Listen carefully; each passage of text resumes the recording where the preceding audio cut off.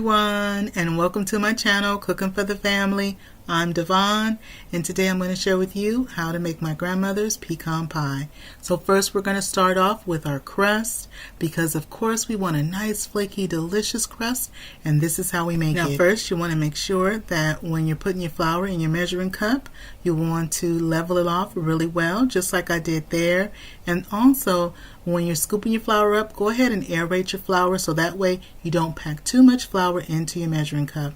And so in my bowl, and I'm using my nice large bowl, I have 2.5 cups of unbleached all-purpose flour. You can also use regular all-purpose flour.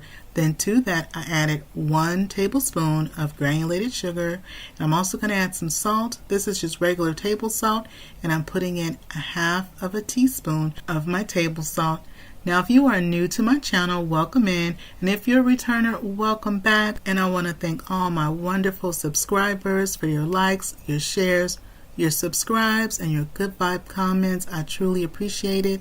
And if you have not subscribed to my channel yet, I hope you enjoy the content and consider subscribing.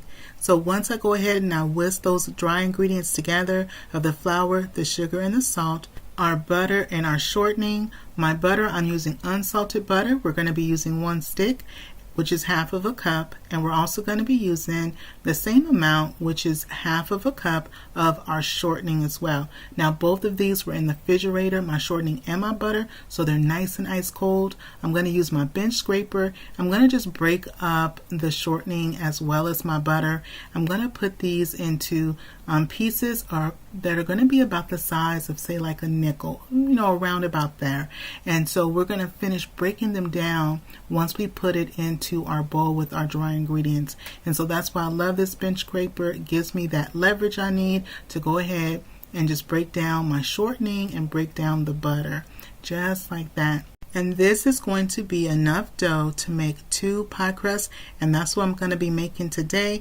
I'm making pies for some family. Now if you wanted to make just 1 pie and 1 pie crust, in the description box below I will have a list of ingredients for the pie crust as well as for the pie, and I'll have it where you can do 1 pie crust and 1 pie, or either you can double the recipe, which is what I'm doing today, and making 2. So once I have the butter and the shortening in with the dry ingredients, you see what I'm doing? What you want to do is you want to start to press the butter and that shortening, which is nice and firm because it was cold from the fridge. I press it between my thumb and my fingers like that. Flatten out that hard butter as well as the shortening, and then you're going to be blending that in to make those nice crumbly pieces of our dough. And that's going to be the beginning of our dough, those nice crumbly pieces. And this is what it's going to start to look like. Sometimes it's referred to as like a cornmeal texture, or you want those small little peas in there, and that's what you want. You don't want any big hard pieces. And then when you press it between your hands and your palm, it should stick together. When you press it firm, that's what it should look like, nice and firm. And we haven't even put our liquid in yet, and it is nice and it is staying together. And that's what you want to be looking for when you're making your pie crust. Then I have some ice cold water. That was 2 scoops right there, which is actually tablespoons. That's my 3rd tablespoon. And then this is going to be my 4th tablespoon of ice cold water. And then you want to start to press and blend, and your dough is going to start to feel tacky. So it's going to start to feel tacky. You never want it to feel wet or sticky, but you do want it to feel that tackiness whereas you continue to press. And what's going to happen is the dough is going to start to form in the middle of your bowl, and it's going to start to pull away from the edges of the bowl. And then if it's you still have some dry flour there, I added in 1 more tablespoon, so that was a total of 5 tablespoons I put in. And you're going to be using anywhere from about 3 tablespoons up to about 6 tablespoons of ice cold water. Once your dough pulls away from the bowl, then I dump it out onto my mat. And then you want to go ahead and gather all of the pieces of the dough, press them together, and then once you press them together and you have everything gathered, we're going to divide our dough in half because we're making our 2 pie crusts. So we're going to divide our dough in half. Make sure that you have it as even as possible. Now, if you have a scale, you can definitely weigh it if you want to have it right, perfect. But I just eyeball mine and I just kind of feel it. Once they feel about even, that's good. This second dough I'm going to put in the refrigerator, let it chill in the refrigerator while I roll out my first dough. Now we're going to roll out our dough to about 1/8 of an inch thickness. An eighth of an inch thickness, I always say it's like a few quarters stacked together. Stacking a few quarters together, you want it about that thickness, right around there. And so once I have it all rolled out, then I'm using my 9-inch pie, and this will make the 2 9-inch pie crusts. And so I just flip my mat over right on top and I just peel it back like that. And I found over the years that this is the easiest way to transfer my pie dough into my pie pan, and just by going ahead and doing that quick flip. And so once I have it there, I nestle that dough right down into the pie tin. I take off any of the extra because we had a lot of extra overhang, and that's what you want in order to be able to crimp the edges. To crimp the edges, I just simply use my thumb, my 2 fingers. I push the dough with my thumb and then I squeeze that dough with my 2 fingers. You can also just use 1 finger and push the dough with your finger and then squeeze it with the other 2 fingers. So you're basically pinching the dough by using your finger or your thumb to brace the dough. And so I went on and I made the second pie crust the same way. Both pie crusts are in the refrigerator chilling. While the pie crust is chilling in the refrigerator, we're going to get together our filling for our pecan pie. I'm using 1 stick of salted butter. I'm going to microwave my butter and I'm also going to let it cool. Now I'm going to put in my measuring cup, I'm going to spray it with a little bit of non-stick spray. It's like, because we're going to be using our Karo syrup and we're using our dark corn syrup. And if you've ever used try to get corn syrup or honey out of a container, this is just going to help it to slide out a little bit easier, so it's not going to be as sticky.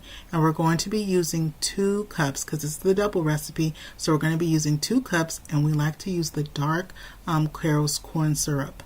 I'm going to go grab our butter out of the microwave so I can bring it to the countertop, let it finish cooling. And it's important that you do want your melted butter to cool before we add it to the rest of the ingredients, or either you're going to end up with scrambled eggs, and so we don't want that. And so in my bowl I have 6 large eggs. My eggs are at room temperature. Break your eggs up, and you want to beat your eggs very well so they become nice and frothy. You have no streaks of the whites. You want to make sure that the yolks and the whites are blended well together. Okay? And so once I've frothed them and I've beat them really well, next we're going to add in our Karo corn syrup, the dark corn syrup. And using that dark corn syrup really gives our pie that nice deep southern flavor, and that butter is going to make our pie buttery and taste so good. I add in 1 cup of packed light brown sugar, and we're using also 2 teaspoons of pure vanilla extract. Make sure that you shake your vanilla before you go ahead and use it, because sometimes the vanilla can settle in the bottle. And it's important that you do want to use the pure vanilla extract and not the imitation vanilla, okay? And so once I have my 6 eggs that we had beaten really well, we also have our 2 cups of dark corn syrup, we have our 1 cup of packed light brown sugar, and our 2 teaspoons of pure vanilla extract. Now to that, I go ahead and I add in our 1 stick of melted and cooled salted butter. And it's important to use salted butter because this recipe does not have salt in it, so that salted butter really balances out the flavors that we have going into our pecan pie. Then I take my whisk, and you want to make sure with your whisk, or if you're using a spoon, you can use a spoon as well. A whisk is going to work better, that you want to dissolve that brown sugar and also start to break up and incorporate all your ingredients together. It's going to be a beautiful, beautiful deep amber color, just like we have there. And that is what we want. We want to make sure that you have dissolved, though, that light brown sugar is dissolved well. You don't feel any of it inside the bowl. And also the syrup is also incorporated with everything. Then we're using whole pecans, and we're putting in 2.5 cups of whole pecans because each pie is going to have about a 1 1/4 cup.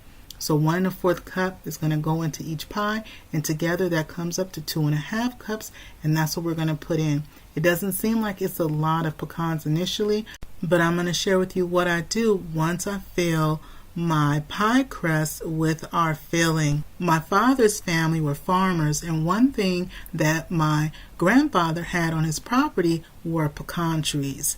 And so when it came to making different things with pecans, pecan candies, pies, ice cream, cakes, they made so many different things using the pecans that they had right on their farm. Now while I'm doing this, I have my oven preheating on 425 degrees. Our pies are going to bake for the first 15 minutes on 425. Then we're going to lower our oven to 350 and bake it for an additional 30 to 40 minutes. Now something that I like to do is I do a little finishing touches. I take some more of the whole pecans and I just kind of tuck them and make sure that my surface of my pie is totally nice and covered just like I like it. So I just take a few pecans and I put a few extra in each of the pie. When you do that, make sure that you dunk down those pieces of the pecan, those whole pecans that you add to it, so that way it doesn't over toast on top. So you want to make sure that all the pecans, if whatever you want to add a little extra, or even if you want to do a little pattern, you can do that as well. But I just kind of let them settle where they do, and I just add a few extra on top. So this is what it's looking like. When I put my pies in the oven, I'm also going to cover them with a sheet of foil, and this is going to, as they're baking at that 425, this is going to make sure that the top crust as well as the top of our pie does not burn. Okay, and so that's why you want to make sure that you're going to cover the pie, totally cover the pie with foil. Just loosely cover it with foil right on top. It's going to bake for that 425 for 15 minutes, and then I turned it down to 350 and it baked for an additional 30 to 40 minutes until my tester came out clean. And this is what our pies look like. And this was that foil I had over on top of my pies. I had them just like this in the oven, and then I went on and I took that piece of foil off. And this is how our pies baked up, and they look so good. They have baked up so nicely. In the description box below, I have a list of ingredients and also some helpful tips. Well, these are the wonderful desserts that I have baked up for family. My daughter made some wonderful brownies. I have my pistachio cake there to the right. My brown sugar cake is underneath the dome, and to the left over here with the icing, that's the sakatumi cake. I'll have a list of those vlogs as well in the description box for your reference if you'd like to make any of those. Well, that is it for me today. Well, I hope you enjoyed spending time with me in my kitchen making our family's pecan pie. Be sure to hit that subscribe button, show this video some love, give it a thumbs up, click share this video with a friend or family, and remember, it's always good when Dyvonne is cooking for the family. I'll see you on the next one. Bye-bye, everybody.